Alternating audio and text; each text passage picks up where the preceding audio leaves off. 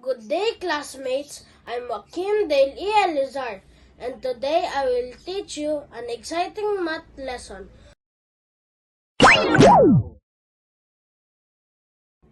By the end of this lesson, students will be able to accurately multiply whole numbers. Up will cover two key methods: multiplication without regrouping and multiplication with regrouping. Let's aim to master both methods today. Before we start, let's do a quick review to warm up our brains.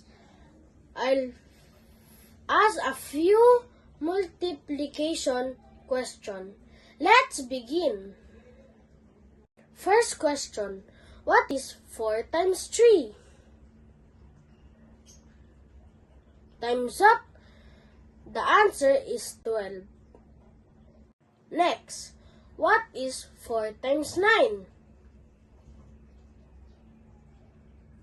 Time's up. The answer is 36. Finally, what is 9 times 7?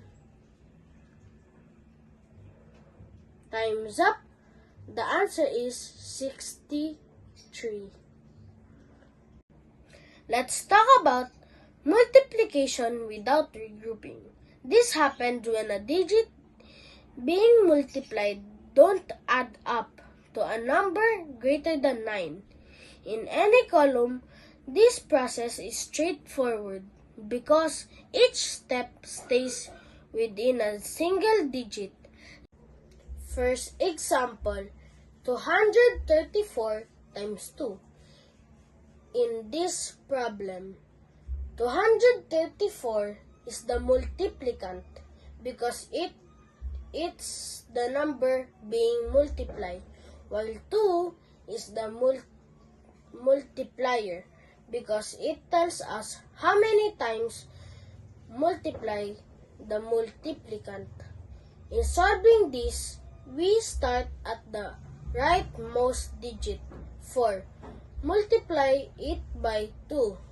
4 times 2 equals 8. Write 8 at the ones place of the product. Move to the next digit, 3, in the tens place. Multiply it by 2. 3 times 2 equals 6. Write 6 at the tenth place of the product. Finally, multiply the leftmost digit, 2, in the hundreds place. 2 times 2 equals 4. Write 4 at the hundreds place of the product. So, the final answer is 468, which is also called the product. Let's try another example. 333 times 3. Let's start at the rightmost digit, the ones place. Multiply it by 3. 3 times 3 equals 9. Write 9 at the ones place of the product. Next, move to the next digit, 3, in the tens place. Multiply it by 3. 3 times 3 equals 9. Write 9 at the tens place of the product. Finally, multiply the leftmost digit, 3, in the hundreds place. 3 times 3 equals 9. Write 9 in the hundreds place of the product. So the final answer is 999. Now let's move on to multiplication with regrouping. Multiplication with regrouping, also known as carrying, is a method used in arithmetic to handle case where the product of digits exceed the value of a single place value column. This means that when you multiply the result of a digit, multiplication may be larger than 9 and you need to carry over the extra value to the next place value column. Let's go through example to help you understand. For the first example, we solve 57 times 46. Step 1.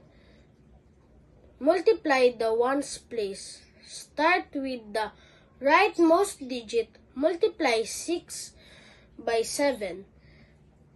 6 times 7 equals 42.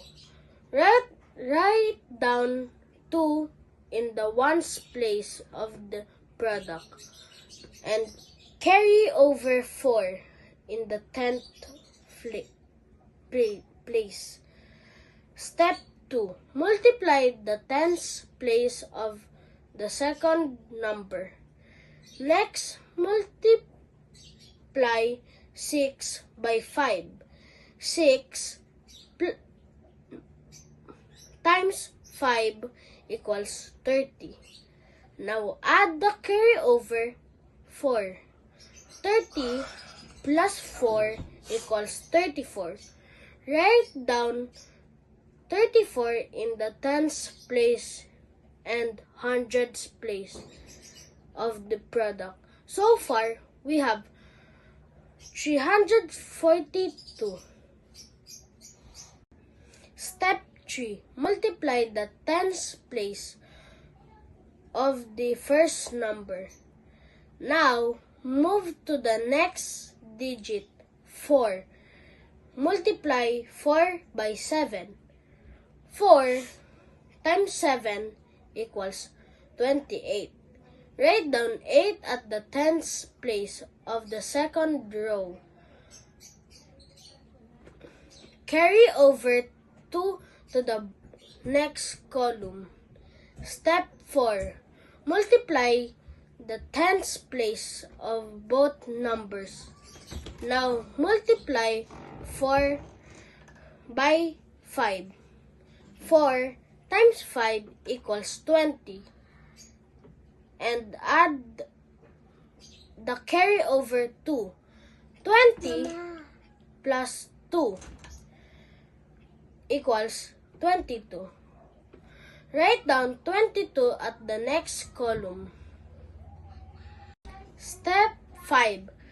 Add the partial products.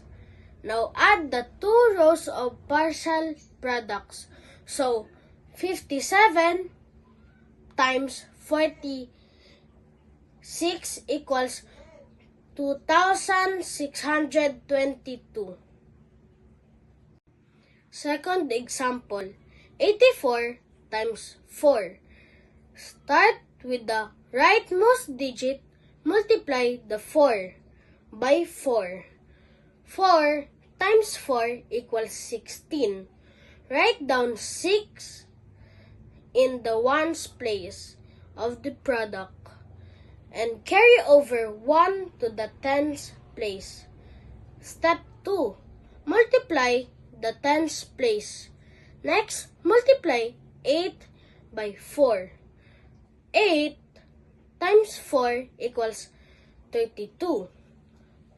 Now, add the carry over 1.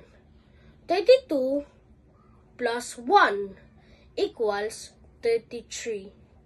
Write down 33 at the tens and hundred place of the product. So, 84 times 4 equals 336. Activity time! Now that we've covered the steps of multiplication with regrouping, it's time for activity. I will give you 4 multiplication questions and you have 30 seconds to answer each one. Ready? Let's begin. Question 1. What is 3,312 times 3?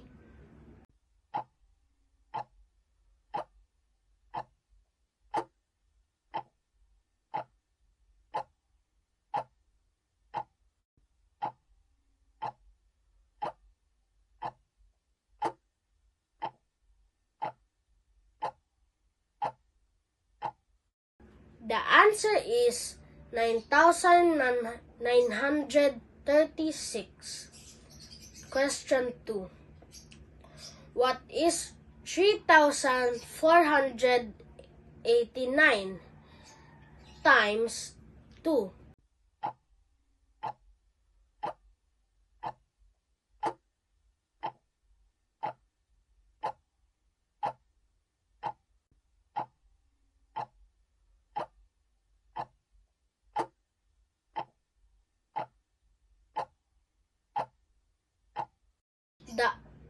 The answer is 6,978. Question 3. What is 27 times 29?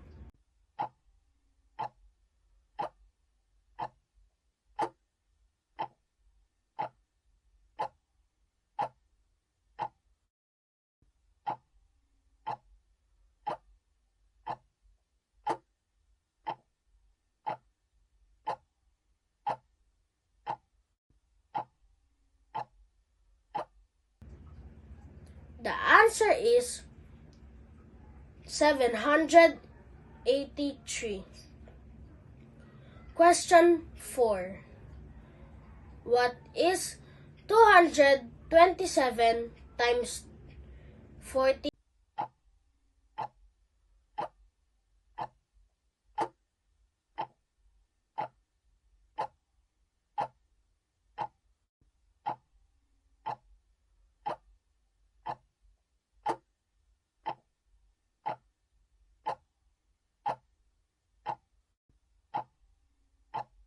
The answer is 10,442.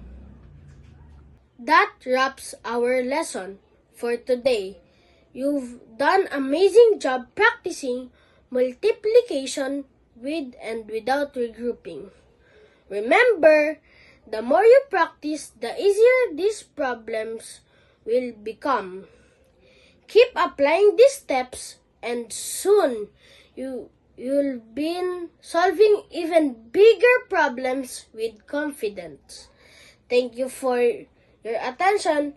I hope you learned a lot.